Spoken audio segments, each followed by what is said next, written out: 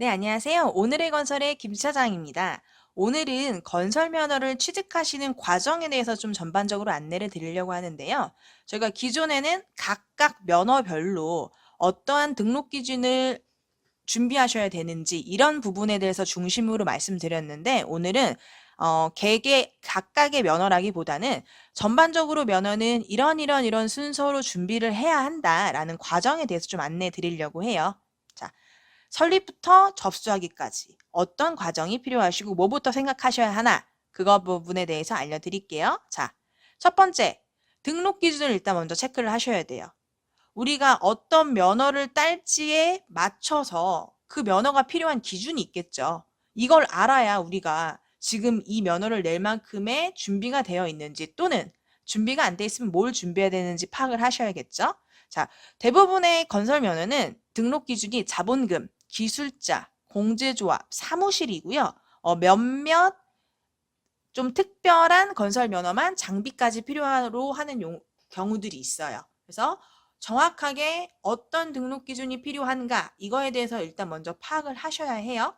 그래서 이미 우리가 사업자가 있다면은 이 사업자에서 뭘 더 추가를 해야 할지 아니면 아예 내가 신규로 사업자를 설립할 거다라고 하면 무엇을 준비해 놓고 설립을 해야 될지 이런 것들에 대해서 다 파악이 되셔야겠죠. 첫 번째, 내가 내려고 하는 면허의 등록 기준이 무엇인지를 정확하게 파악하라. 이게 첫 번째 하셔야 될 부분이고요. 자, 두 번째는 의외로 많이들 궁금해하시고 많이들 결정을 못 하시는 부분들인데요. 어떤 형태로 사업자의 형태를 선택할지, 자, 개인 사업자로 할 건지, 법인 사업자로 할 건지, 이 부분이 가장 크시겠죠. 많은 분들이 저한테 여쭤봐요, 역으로. 아, 제가 지금 요번에 뭐 실내건축 면허 내려고 그러는데 개인 사업자랑 법인 사업자 뭐가 더 나을까요? 사실 장단점이 있어요. 장단점이 있는데 사실 면허 내시는 분들의 80에서 90% 이상은 법인으로 시작을 하시는 편인 것 같아요. 그 이유가 뭐냐면 우리가 면허를 낸다는 건 지금보다 좀 더 많은 매출을 기대하면서 면허를 내실 거예요. 그리고 뭐 정부 입찰도 보고 싶으실 수 있고 뭐 나라장터 입찰도 보실 수 있고 결과적으로 돈 많이 벌고 매출 많이 나오는 게 목표이시잖아요. 그런데 법인 사업자로 냈을 경우랑 개인 사업자로 냈을 경우랑 매출이나 우리의 이익에 따라서 내야 되는 세금의 범위가 많이 차이가 나는 거죠. 그래서 저는 이렇게 여쭤봐요. 일단은 우리가 매출액 목표를 대략 어느 정도 잡고 계십니까? 그럼 대표님들이 그런 얘기 하세요. 아직 시작도 안 했는데 잘 모르겠다. 얼마나 잡힐지. 사실 저도 모르죠. 대표님 내가 매출이 얼마나 나올지. 그런데 그래도 고려는 한번 해보셔야 돼요. 내가 이전에 이 유사한 일을 하셨기 때문에 이 일을 하실 거 아니에요. 다른 회사에서 일을 하셨던 아니면 뭐 개인 사업을 하셨던 그럼 대략적으로 내가 요 정도로 영업을 하고 이런 방향으로 움직인다면은 그래도 내 목표치가 뭐 실현 가능할지 안 할지는 해봐야 알지만 목표치가 그래도 1년에 뭐 차포떼고 1억 정도는 남았으면 좋겠다. 뭐 매출이 10억 정도 나왔으면 좋겠다. 대략적으로라도 한번 생각을 해보세요. 그리고 기존 사업을 하시던 분들이라면 기장세무사랑도 좀 의논을 해보세요. 내가 이전에는 어느 정도 나왔었고 앞으로 면허를 따면 이거보다 20%는 늘 것 같은데 그렇게 해서 우리가 세금을 얼마 정도 낼지를 한번 생각해 보세요. 보시면 자 개인 사업자 종합소득세 내죠. 지금 요 금액 보세요. 이거 차포 다 떼고 우리한테 남는 돈이라고 하면 8,800만 원에서 1억 5천 이 정도 남았어. 그러면 35% 세금 내야 돼요. 물론 마이너스 요 금액은 되겠지만 3억까지 38% 최대 45%. 그래서 개인 사업자 하시는 분들 그런 말씀 많이 하세요. 영업이 잘 되면 잘 될수록 어떻게 나는 돈 버는 게 없는데 세금만 내는 것 같다고. 그게 이러한 세율 차이인 거죠. 비용에 따라서 과세가 팍팍 느는 거예요. 적게는 6%지만 많게는 45%까지. 근데 그에 반해 법인 같은 경우에는 2억 이하는 10%, 근데 2억에서 200억까지가 20%예요. 그러니까 웬만한 회사들은 이 사이가 가장 많으시겠죠. 그러시면 2억 초가 여기에서 2억 초가 되면 얼마예요? 38이잖아요. 그쵸? 20이죠. 이러한 세금적인 부분 때문에 법인으로 내시는 분들이 많아요. 그런데 그럼에도 불구하고 개인으로 내시는 이유도 있겠죠. 법인은 법인 돈은 법인 돈, 대표님 돈은 대표님 돈. 다른 거예요. 자본금 자체가 달라요. 그래서 법인의 자본금 늘리려면 증자하는 과정 따로 거치셔서 대표님이든 누구든 투자하는 사람이 주주로 들어가서 더 이상 내 돈 아니고 회사에 투자한 돈 내는 거예요. 말인즉슨 내가 회사에 1억 넣었어. 나 지금 돈 없어. 1억 다시 빼다 쓸래. 이게 안 된다는 거예요. 법인은 법인의 돈과 개인의 돈이 분류가 정확하게 돼 있으셔야 돼요. 근데 그에 반해 개인 사업자는 뭐 대표님이 내가 지금 좀 돈이 여유가 있어. 그래서 나 요번에 면허 내려고 개인 사업자 통장이랑 재무제표에다가 자본금 넣어놨어. 그러면은 그거 사업자 돈 되는 거예요. 그러니까 왔다 갔다가 가능하죠. 대표님 돈 이꼬르 사업자의 돈이 될 수 있는 거죠. 그렇기 때문에 자본금을 좀 유두리 있게, 유동성 있게 쓰고 싶다 하시는 분들은 이런 세금적인 부분에도 불구하고 개인 사업자로 면허를 많이 취득하시는 거죠. 그리고 이럴 때 가장 많이 저한테 물어보시는 게 그거예요. 그러면 시작은 매출이 별로 없을 테니까 개인 사업자로 시작했다가 나중에 법인으로 바꾸면 어떨까요? 가능합니다. 가능하나 자, 이게 달라요. 우리가 건설 면허가 없는 상태에서의 개인 사업자에 있다가 법인으로 바꾸면 법인 전환하시면 되는 게 간단해요. 법인 하나 설립해 놓고 우리 개인 사업자에 있던 재무제표 법인으로 옮기면 돼요. 뭐 그 와중에 발생되는 세금이고 뭐 계산하면 뭐 그렇게 어렵진 않아요. 그런데 건설 면허를 갖고 있다? 스테이지가 좀 달라져요. 건설 면허도 같이 법인으로 옮겨야 되고 건설 면허로 인해서 우리가 쌓아놨던 실적이 있을 거잖아요. 공사 실적. 실적도 법인으로 옮겨야 되고 뭐 공제조합에 예치한 거, 뭐 보증을 들어놓은 거 다 옮겨야 돼요.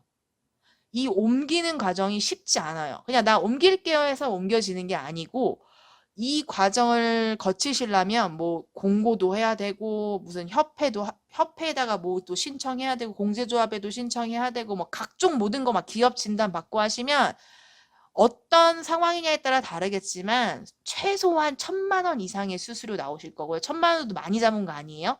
최소한 1,000만 원 이상의 수수료 나오고 기간도 2달에서 2달 반. 이것도 제가 많이 잡은 거 아니에요. 최소 그 정도의 시간과 돈이 필요하신 거죠. 그렇기 때문에 막상 나는 나중에 법인 전환할래요 라고 했다가 나 실적도 그렇게 많이 쌓이지도 않았는데 그냥 면허 포기. 개인 사업자에 있는 면허 포기해버리고 그냥 새롭게 법인 내서 법인으로서 신규 면허 내시는 분들의 비율이 훨씬 많아요. 그래서 그 부분은 반드시 기억을 좀 해주시길 바랄게요.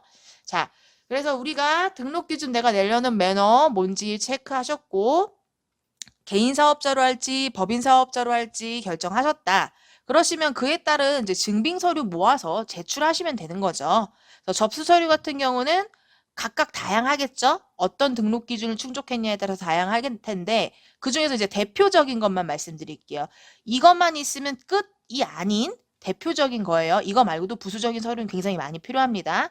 일단 자본금 있다는 걸 입증하는 걸 우리가 기업진단 보고서라고 해요. 또는 재무관리 상태 진단 보고서라고도 하고 동일한 말이에요. 요 서류 필요하시고 그다음에 공제조합, 보증 가능 금액 확인서, 공제조합에 일정 금액을 주면 공제조합에서 떼어주는 서류예요. 어떤 조합을 사용하시냐에 따라서 공제조합을 통한 신용평가가 선행돼야 될 수도 있고 그 외에도 각종 신청서와 우리가 공제조합에다가 돈을 넣겠다라는 각종 서류를 같이 제출을 하셔야 되는 거고요. 이제 기술자는 우리 회사에 4대 보험 등록되어 있는지, 뭐 자격증, 사본 이런 것들 필요하시고, 네, 사무실도 뭐 임대차 계약서나 등기부등본 뭐 그 외에도 뭐 사무실 사진이라던가 건축물 대장 이런 것들 필요하시고요. 장비 있는 거 세금계산 우리 구매했던 내역 이런 거 필요하시고요. 그 외에도 우리의 법인이나 개인 사업자를 구성하고 있는 임원이 있으실 거잖아요. 대표님이나 이분들이 문제가 없는지에 대해서 확인할 수 있는 대표님이나 임원에 대한 이제 각종 서류들이 또 같이 들어가실 거예요. 그래서 이러한 다양한 서류를 준비하시면 되고요. 네, 서류가 준비되셨으면 당연히 제출을 하셔야죠. 자, 제출. 공제조합에다가도 서류 제출하셔야 되고 관청에도 서류를 제출하셔야 되는데 자, 공제조합은 만약에 우리가 전문건설 면허 발급하신다라고 하면 전문건설 공제조합이라는 곳이 지역별로 위치되어 있고요. 기계설비나 가스일종은 기계설비건설 공제조합이라는 곳이 또 별도로 있어요. 그리고 종합건설이라고 하는 거 뭐 건축공사업, 조경공사업, 뭐 토목공사 뭐 이런 것들이 있겠죠. 거기는 또 건설공제조합이라는 곳이 있고 그 외에도 전기, 정보, 소방 다 각각 사용하시는 공제조합이 달라지게 돼요. 그리고 어느 지역이시냐에 따라서 지역별로 각각의 공제조합이 또 위치가 되어 있는 거죠. 그리고 공제조합을 통해서 보증가능 금액 확인서 받은 것까지 합쳐서 이제 면허를 내주는 관할청으로 접수를 하시게 되는데요. 이제 관할청이 종합건설업은 대한건설협회, 원래 시도청 관할이에요. 근데 시도청이 워낙 할 게 많잖아요. 그러니까 시도청에서 대한건설협회라는 곳에 업무 대행을 맡겨놓은 거예요. 그래서 우리가 건설협회에다 서류를 제출하면 협회에서 검토를 한 후에 문제가 없으면 시청이나 도청으로 넘어가고 시청, 도청에서 최종적으로 검토를 하고 도장이 찍혀서 면허가 나오는 거죠. 그리고 전문건설업은 시청이나 군청, 구청 중 한 곳이 관청이 되게 돼요. 예를 들어 서울시 강남구에 사무실 위치되어 있다. 그럼 강남구청이 관청이 되는 거고요. 성남시 중원구에 있다. 그러면 성남시청이 또 관청이에요. 요게 지역별로 약간씩 다를 수는 있어요. 그래서 요거는 꼭 참고하시고 그다음에 전기공사업, 정보통신, 소방시설 다 각각의 협회가 있어요. 여기도 마찬가지로 종합건설처럼 업무 대행을 관청에서 협회로 해놓은 거예요. 그래서 각각의 관청에다가 우리가 모든 등록 기준을 충족한 걸 입증할 수 있는 서류를 준비해서 제출을 하시게 되는 거죠. 제출을 하게 되면 가장 많이 물어보시는 게 면허 얼마만 있으면 나올까요? 자, 접수를 하기 위해서의 준비 과정은 회사마다 다르시겠죠. 얼마만큼 어떻게 준비가 돼 있냐에 따라서. 근데 신규 기준으로는 최소 한 달은 잡으셔야 되고요. 그 다음에 그 이유가 면허 서류를 다 준비했어. 제출을 했어. 제출을 하고 나면은 이 공무원들이나 협회 직원들이 처리해 줄 날짜가 영업일 기준 20일 이내예요. 그러니까 영업일 기준이니까 4주 되겠죠. 실질적으로는. 그런데 그렇게 꽉꽉 채우지는 않아요, 사실. 무슨 사정이 있으면 그러겠지만 평균 2주에서 3주 정도 소요되고요. 관청에 따라서 관청의 상황에 따라서 뭐 일주일 만에 나오는 경우도 있고요. 정말 4주 꽉 채워서 나오는 경우도 있어요. 네, 다만 빨리 나오려면 당연히 우리가 제출하는 입증 서류가 깔끔하고 틀린 거 없고 보완할 거 없이 있어야겠죠. 저희 해솔에서 그러한 모든 업무 대행에 대한 부분을 해드리고 있어요. 앞서 말씀드렸던 뭐 법인 설립이라던가 사업자를 개시하는 일부터 시작을 해서 등록 기준을 체크해서 공제조합과 관청에 제출해야 될 서류 작성까지 모든 업무를 하고 있으니까요. 궁금한 게 있으시면 저희 해솔 C&I 031-698-2316 이 번호로 전화 주시면 제가 아주 정확하고 친절하게 설명드리도록 하겠습니다. 네, 감사합니다.